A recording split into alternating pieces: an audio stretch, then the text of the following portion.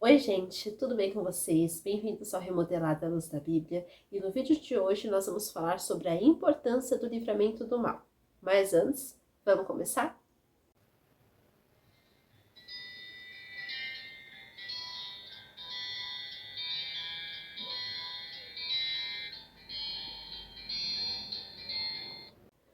Bom, a gente vai começar lendo os Salmos no capítulo 17 e nós vamos explanar por que é tão importante a gente ser livre do mal, por que é tão importante a gente orar por isso, por que é tão importante a gente prestar atenção para que a gente não caia nesse mal, para que a gente tem que prestar atenção e orar para que a gente não venha cair nessas astutas ciladas de Satanás. Mas vamos começar a nossa leitura. Ouve, Senhor, a causa justa, atende ao meu clamor, dá ouvidos à minha oração, que procede de lábios não fraudulentos. Baixe de tua presença o julgamento a meu respeito, os teus olhos veem com equidade. Sondas-me o coração, de noite me visitas, prova-me no fogo e iniquidade, nenhuma encontras em mim. A minha boca não transgride, quanto às ações dos homens, pela palavra dos teus lábios, eu me tenho guardado dos caminhos do violento. Os meus passos se afizeram às tuas veredas, os meus pés não resvalaram. Eu te invoco, ó Deus, pois tu me respondes. Inclina-me os ouvidos e acode as minhas palavras. Mostra as maravilhas da tua bondade, ó Salvador dos que a tua destra buscam refúgio, dos que se levantam contra eles. Guarda-me como a menina dos olhos, esconde-me à sombra das tuas asas. Dos perversos que me oprimem, inimigos que me assediam de morte, insensíveis cerram o coração, falam com lábios insolentes. Andam agora cercando os nossos passos, fixam em nós os olhos para nos deitar por terra. Parecem-se com um leão ávido por sua presa, ou leãozinho que espreita de emboscada. Levanta-te, Senhor, defronta-os, arrasa-os. Livra do ímpio a minha alma, com a tua espada, com a tua mão, Senhor, dos homens mundanos, cujo quinhão é desta vida e cujo ventre tu enches dos teus tesouros, os quais se fartam de filhos e o que lhes sobra deixam aos seus pequeninos. Eu, porém, na justiça contemplarei a tua face. Quando acordar, eu me satisfarei com a tua semelhança. Então, a primeira importância que a gente pode ver aqui do livramento do mal é o Senhor como juiz das causas justas. Então, a gente pode perceber aqui nesses salmos e em toda a palavra de Deus, toda a Bíblia, como o Senhor advoga e é juiz das causas dos necessitados, como o Senhor está ali do lado daqueles que sofreram afrontas e como o Senhor é aquele que julga as causas verdadeiramente justas. Nós podemos perceber aqui que Davi apresenta perante Deus, né? Davi que escreve esses salmos, ele apresenta perante Deus a sua causa, que era a causa de alguém que buscava proteção, era a causa de um fugitivo, porque Davi ele tinha que se esconder nos desertos, ele tinha que se esconder em vários lugares para que Saul não prendesse ele, não matasse ele. E ele pedia por livramento de Deus. Ele pedia para que Deus o livrasse do perigo do inimigo, para que Deus o livrasse do mal. Então nós podemos perceber aqui em toda a história da Bíblia quão importante é esse livramento, quão importante é o Senhor como nosso protetor. E nós podemos ver isso no versículo 1, quando diz assim: ouve, Senhor, a causa justa, atende ao meu clamor, dá ouvidos à minha oração, que procede de lábios não fraudulentos. Então nós podemos perceber aqui que Davi mesmo fala a inocência dele. Ele pede por socorro e interferência divina e ele fala que o lábio dele não tinha fraude. Ele sabe que ele não tinha palavras fraudulentas. Primeiro devemos pedir o socorro a Deus e depois o Senhor irá agir em nosso favor. Então primeiro nós precisamos confiar todos os nossos cuidados ao Senhor, confiar todas as nossas causas, confiar tudo aquilo que nós temos a necessidade e o Senhor vai agir a nosso favor. Precisamos atrair a atenção do céu e só conseguiremos se confiarmos em Deus e colocarmos o nome de Jesus à nossa frente, as nossas petições e orarmos, claro, em nome do Senhor Jesus. Ou seja, nós precisamos entregar, rasgar o nosso coração ao Senhor e Ele vai vir com a resposta. Ele vai vir sondando as nossas vidas, sondando os nossos corações e fazendo justiça. Outra coisa que nós podemos perceber também é o justo julgamento de Deus, que a gente vê no versículo 2, quando diz assim: baixe de tua presença o julgamento a meu respeito, os teus olhos veem com equidade. Então nós podemos perceber aqui que Davi sabia que Deus já tinha ali um julgamento, Deus já tinha assim tudo escrito, tudo aquilo que ele fazia, que Deus já tinha escrito toda a história dele e que Deus estava vendo todas as ações dele. E ele fala: Senhor, baixa da tua presença todo o julgamento a meu respeito, porque muitas vezes na nossa jornada a gente falha, a gente comete erros, pecados, mas o mais importante é saber que o Senhor não está pronto a nos castigar, mas Ele está pronto a nos perdoar. Deus, é claro, ele corrige a todo aquele que Ele quer bem, mas Ele não está com um chicote atrás da gente buscando a nossa destruição, mas sim buscando para que nós venhamos ser cada vez mais transformados na semelhança dEle, como nós podemos ver até no último versículo desses salmos, que nós precisamos ser transformados por Ele todos os dias. Davi fala aqui que Deus é aquele que sabe tudo e nos conhece, Ele sabe tudo a nosso respeito, pois Ele nos conhece antes de nós nascermos. A Bíblia mesmo fala que antes de nós nascermos aqui nesse mundo, quando nós estávamos no ventre de nossa mãe, o Senhor já nos viu, o Senhor já sabia o que estava acontecendo.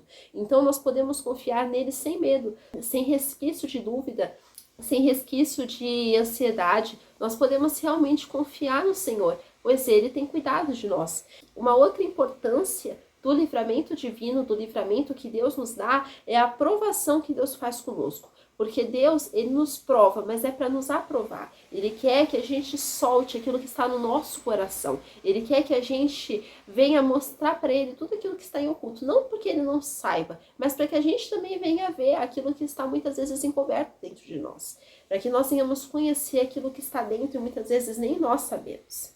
Então vamos ler esse versículo onde diz: Sonda-me o coração, de noite me visitas, prova-me no fogo e iniquidade nenhuma encontras em mim. A minha boca não transgride. Então nós podemos perceber aqui que por mais que Deus provasse Davi de várias formas, ele mesmo fala que ele era inocente. Ele sabia que não tinha ali, por mais que Davi sim cometeu pecados, ele não foi uma pessoa que nunca cometeu pecados, porque todo ser humano peca, todo ser humano falha. A única pessoa que nunca pecou foi o Senhor Jesus.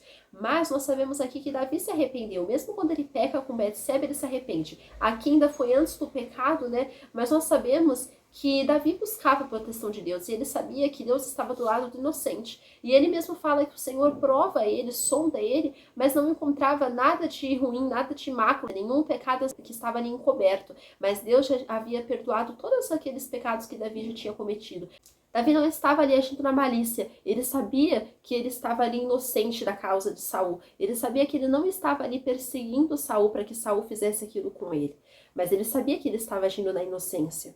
Deus nos prova e devemos sair aprovados da situação e não reprovados. Precisamos sempre nos autoexaminar e discernir o que há dentro de nós, se é bom ou se é mal perante Deus. A gente não pode estar muito garantidos, porque muitas pessoas naquele grande dia vão querer se autogarantir, mas elas não vão entrar no céu, elas não vão entrar no reino que já está preparado.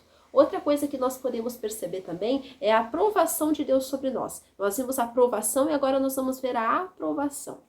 E a gente percebe isso quando Davi diz que não se achava transgressão nenhuma da boca dele. Davi disse que mesmo provado por Deus, mesmo provado no fogo, mesmo sendo sondado por Deus, ele não foi achado nele a culpa nenhuma, não foi achado nele pecado, porque ele já tinha confessado, ele já tinha sim pedido perdão pelos pecados dele. Ele estava ali, como eu falei, inocente até da causa de Saul. Então nós precisamos também buscar essa inocência perante Deus. Nós precisamos também buscar esse contentamento, buscarmos sermos perdoados pelo Senhor, e isso só se dá perante o arrependimento e pelo sacrifício de Cristo, não é pelos nossos próprios atos. Mas nós devemos sim entrar em oração perante o Senhor e pedir para que Ele venha nos renovando, nos perdoando e confessarmos os nossos pecados a Ele, porque Ele é fiel e justo para nos perdoar.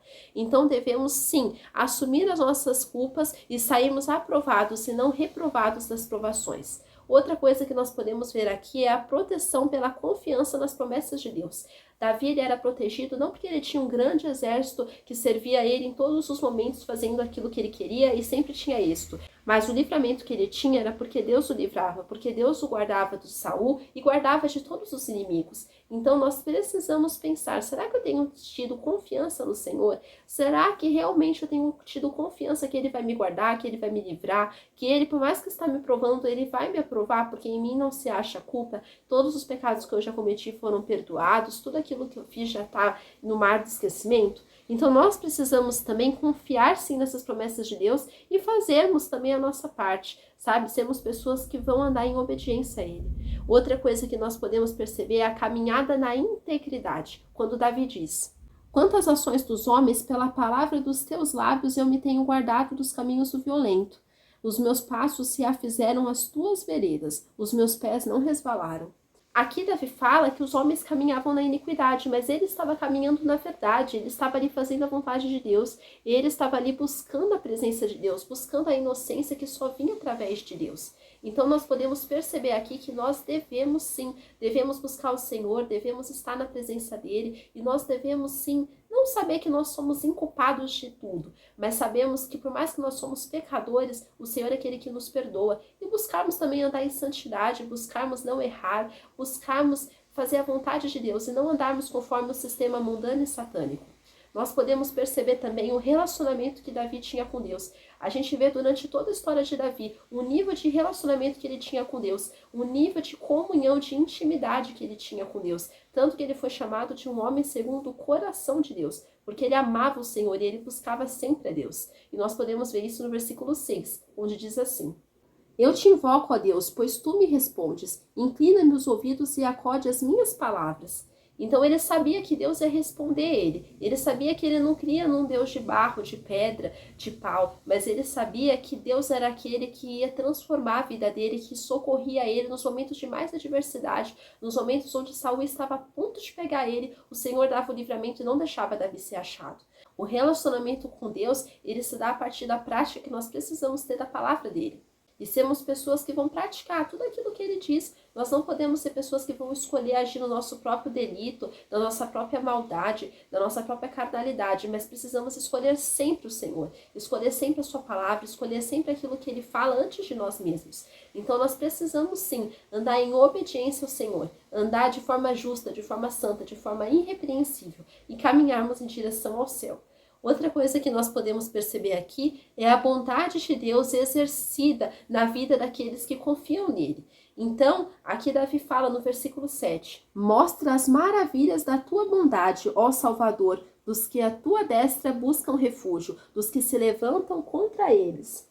Então, Davi diz que ia ter sim a bondade de Deus na vida dele, que isso ia acontecer. Ele sabia que não estava à deriva aqui na terra, ele sabia que ele não estava ali apenas na vontade do inimigo, na vontade de Saul, mas que Deus era aquele que o livrava. O Senhor exerce a sua bondade na vida dos que nele confiam, pois não deixará que perecerão. Deus, ele tem o dia, a hora que a gente vai morrer, tudo cronometrado, segundo, minuto, mas nós precisamos confiar que ele só vai deixar chegar esse dia quando realmente for o tempo que ele já sabe, o tempo que ele predestinou, o tempo que ele sonhou. Então nós sabemos que até a morte do justo é preciosa para o Senhor, tem um versículo que diz isso. Então o Senhor não tem a morte da gente como algo, eu vou deixar mesmo morrer, eu vou deixar perecer, olha a situação do mundo, olha a situação da nação, mas ele sabe, ele nos conhece, e sabe quando nós devemos partir daqui, porque quando a gente partir aqui, a gente já acorda na eternidade. A gente não vai ficar apenas num cemitério, olhando, vagando como almas por aí. Não, a gente vai realmente estar com o Senhor. A nossa carne, o nosso corpo, a matéria vai ficar aqui na terra, mas o nosso espírito vai voltar para o Senhor. Então nós sabemos que o nosso fim não é aqui. O nosso fim vai ser na eternidade, de eternidade a eternidade, na presença do Senhor, no reino celestial, contemplando Ele, cantando Santo, Santo, Santo. Nós também vemos aqui o Deus que nos protege. Sabia, ele conhecia a proteção de Deus, ele conhecia Deus, ele sabia o que Deus queria para a sua vida, porque ele já tinha tido uma promessa de Deus na sua vida. Então ele sabia que a vida dele não era à toa. E nós vemos isso no versículo 8, quando diz assim: guarda-me como a menina dos olhos, esconde-me à sombra das tuas asas.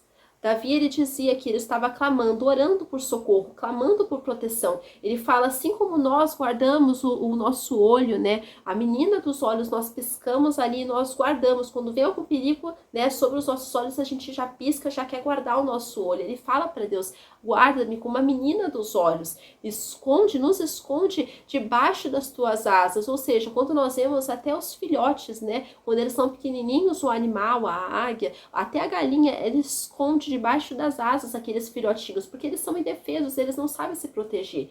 Mas o Senhor faz a mesma coisa e Ele está orando por isso. Senhor, me esconde debaixo das tuas asas, me esconde dos inimigos, daqueles que me espreitam, daqueles que querem minha destruição. Deus é o nosso protetor, é Ele que nos protege, é Ele que nos guarda das setas malignas que Satanás tenta nos colocar, é Ele que nos coloca um escudo espiritual sobre nós e não deixa que Satanás nos derrote, não deixa que Satanás ali tenha êxito sobre as nossas vidas. Nós podemos perceber também a proteção contra os inimigos, quando o versículo diz: dos perversos que me oprimem, inimigos que me assediam de morte. A gente sabe que Saul ele era um homem sanguinário, ele queria muito matar Davi, tanto que Saul ele era um homem tão sem temor que ele manda homens matarem os sacerdotes do Senhor.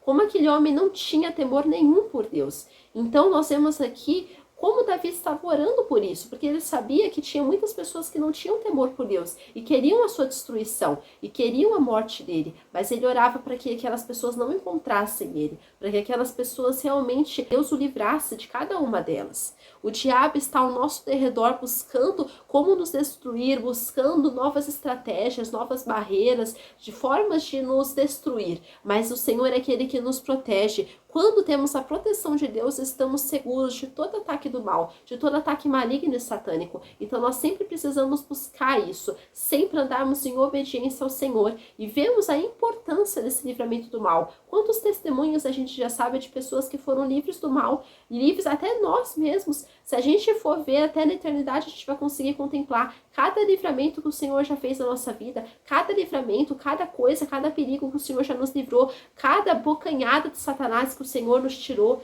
Então nós vamos conhecer tudo de perto, tudo aquilo que o Senhor já fez por nós. Nós podemos também perceber a natureza do inimigo, quando é descrito no versículo 10, quando diz assim: insensíveis cerram o coração, falam com lábios insolentes. Então essas pessoas usadas por Satanás, elas não têm temor por Deus, como eu falei de Saul, elas falam com lábios insolentes, elas cerram o coração, ou seja, endurecem o coração, não deixam o Senhor entrar, não deixam o Senhor mudar o coração delas. Nós podemos perceber aqui que é mencionado a natureza do adversário. O diabo, ele tem a natureza já da maldade, ele quer nos destruir a todo custo, ele tem inveja dos filhos de Deus, porque ele sabe que ele não vai poder estar no céu, que ele estava lá no começo, no princípio, mas ele não vai poder estar mais lá, porque ele já tem a condenação, ele já tem o juízo declarado sobre a vida dele, e o que resta para ele é o inferno. Para ele, por cada demônio, é um inferno de fogo, e é onde eles vão ser atormentados, onde eles também ali vão sofrer a condenação. Então nós podemos perceber que o diabo, ele quer nos destruir para isso, para querer afrontar Deus e para que a gente sofra eternamente no inferno. Mas o Senhor quer que a gente ande de forma correta, para que a gente não vá para lá, e para que a gente venha confiar inteiramente no sacrifício de Cristo. Vemos também aqui a investigação do inimigo sobre nós, porque o diabo, ele não chega sem mais nem menos, ele sempre vai estar à espreita, ele quer nos derrotar, ele quer primeiro nos conhecer para saber como armar ciladas que realmente o povo ali vai cair, as pessoas vão cair. Então ele para e nos observa, ele está sempre à espreita, procurando a oportunidade, vendo aquilo que a gente vai cair, vendo aquilo que a gente vai fazer. E a gente vê isso no versículo 11, quando diz assim: andam agora cercando os nossos passos e fixam em nós os olhos para nos deitar por terra. Então até a gente pode ver os animais mesmo, como vai falar mais pra frente, que o leão, né, ele tá sempre ali à espreita para saber quem ele vai capturar. O diabo é a mesma coisa, o diabo ele sempre tá à espreita para saber quem ele vai derrotar, quem ele vai derrubar, quem ele vai levar pro inferno, quem ele vai tentar, quem vai ser derrotado por ele.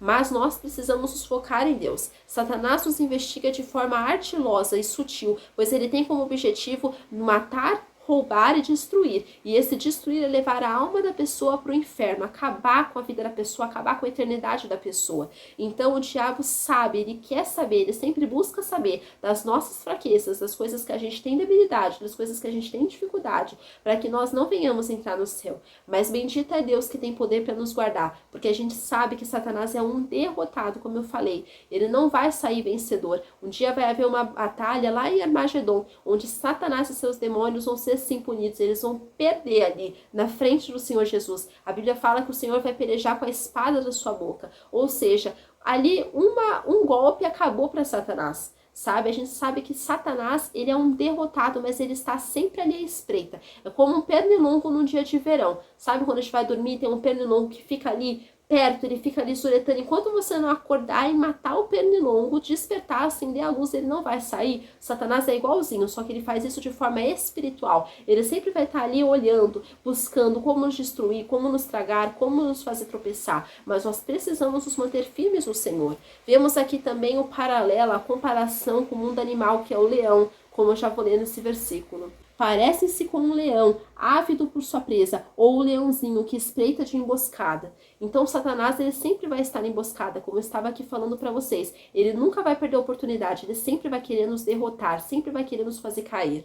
Satanás está ao nosso redor e busca nos destruir. Então precisamos estar alertas, atentos. Nós precisamos ter prudência, ter o discernimento em Deus para buscarmos a proteção do Senhor e não cairmos nas astutas ciladas de Satanás. Precisamos manter a nossa mente fixa em Deus. Precisamos ler a palavra, estar em oração, nos manter vigilantes para que nós não venhamos cair no conto da sereia, nas astutas ciladas de Satanás.